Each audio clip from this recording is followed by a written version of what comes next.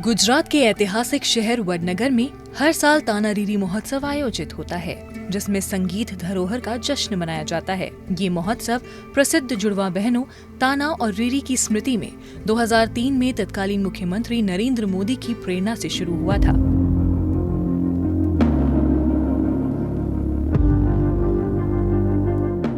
गुजरात के स्वर्ण जयंती वर्ष 2010 से ताना रीरी पुरस्कार के जरिए बेहतरीन महिला शास्त्रीय संगीतकारों को सम्मानित किया जा रहा है। इस साल गुजरात के मुख्यमंत्री भूपेंद्र पटेल ने महाराष्ट्र की विदुषी पद्मा सुरेश तालवलकर और अहमदाबाद की डॉक्टर प्रदीपिता गांगुली को 2.5 लाख, एक ताम्र पट्टिका और ताना रीरी पुरस्कार से सम्मानित किया। आदरणीय वडाप्रधान श्री नरेंद्रभाई मोदीए गुजरात में एवी संस्कृति विकसावी छे કે કલા, સાહિત્ય, સંસ્કૃતિ, સંગીતની વિરાસત રાજ્ય આશ્રિત નહીં પણ રાજ્ય પુરસ્કૃત હોય।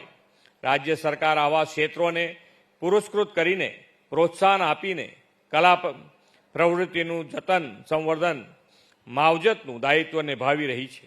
આદરણીય વડાપ્રધાનશ્રીએ વર્ષ 2047માં વિકસિત ભારતના નિર્માણનો સંકલ્પ છે।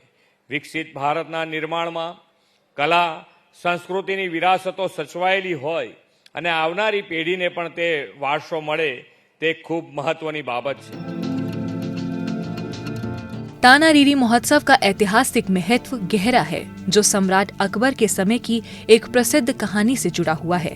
उनके दरबारी संगीतकार प्रसिद्ध तानसेन के गाने से इतनी गर्मी पैदा हुई कि दरबार के दिए जल गए। उसकी तीव्रता से प्रभावित होकर तानसेन बीमार पड़ गए और उनका इलाज केवल राग मल्हार की ठंडी धुन से ही संभव था, जिसे ताना और रीरी नामक 2 बहनों ने गाया। आज ये महोत्सव इस महान संगीत धरोहर को मनाने के लिए आयोजित होता है, जिसमें कलाकार शास्त्रीय संगीत की सुंदरता का उत्सव मनाते हैं।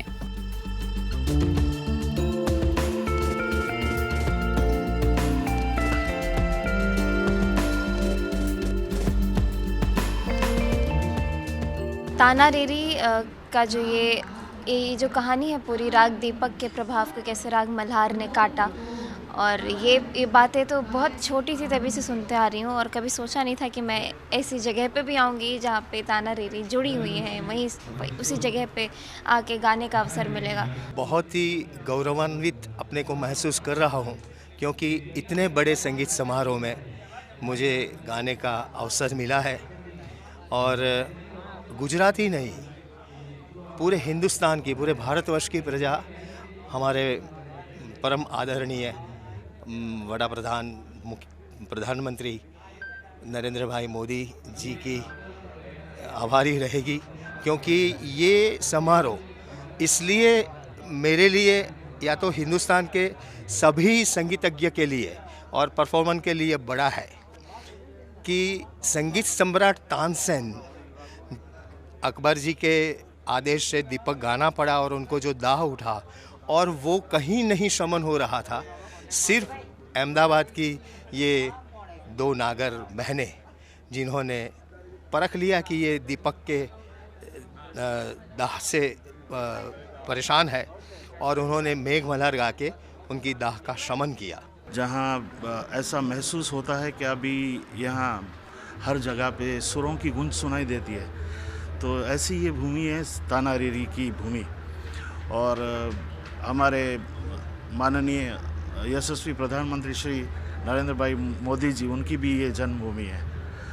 तो संगीत के ज़रिए अगर मैं बात करूं तो ये बहुत बड़ी बात है कि यहाँ पे मुझे परफॉर्म करने का मौका मिल रहा है।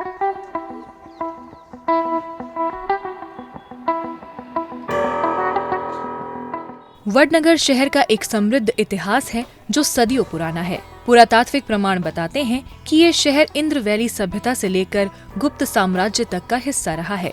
ये शहर अपनी बौद्ध धरोहर के लिए जाना जाता है और इसके प्राचीन मठ इसके ज्ञान के केंद्र होने का संकेत देते हैं।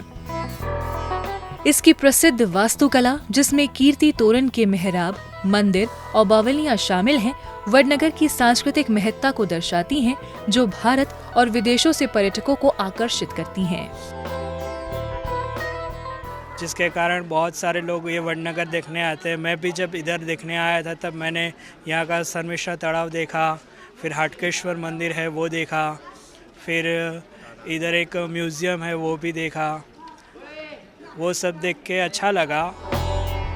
ये पहल पर्यटन को बढ़ावा देती है, स्थानीय रोजगार पैदा करती है और कारीगरों, शिल्पकारों और छोटे व्यवसायों का समर्थन करती है, जो वडनगर को एक जीवंत केंद्र बना देती है, जो गुजरात की धरोहर को आधुनिक महत्वाकांक्षा से जोड़ता है।